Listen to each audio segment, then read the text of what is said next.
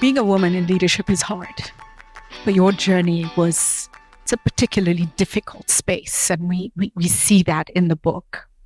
Why was it important to you?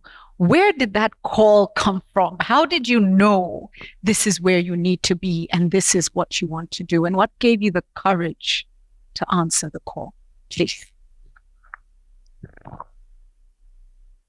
Daisy's going to laugh at me because she interviewed me yesterday and I'm going to give the same answer because I'm consistent.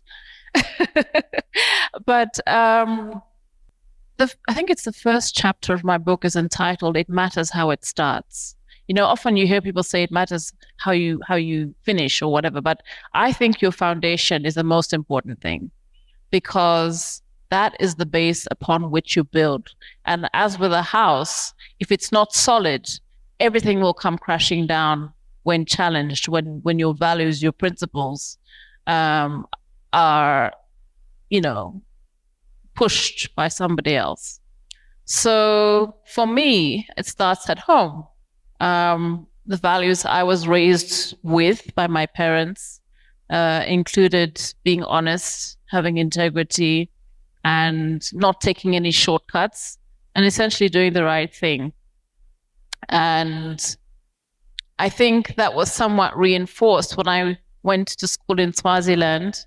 And Fezi, as I said, I haven't seen her for about 30 years. So I'm really glad she's here. But one of the lessons I learned from there, because I went to school in Swaziland before South Africa was liberated, if you like, before the 1994 election. So Nelson Mandela was still in prison at the time I was there. And our school was born out of the anti-apartheid movement and was basically existed to support anti-apartheid activists to send their children to school in a multiracial environment. So the seed of activism and the fight for justice was planted, I think, there more than anything.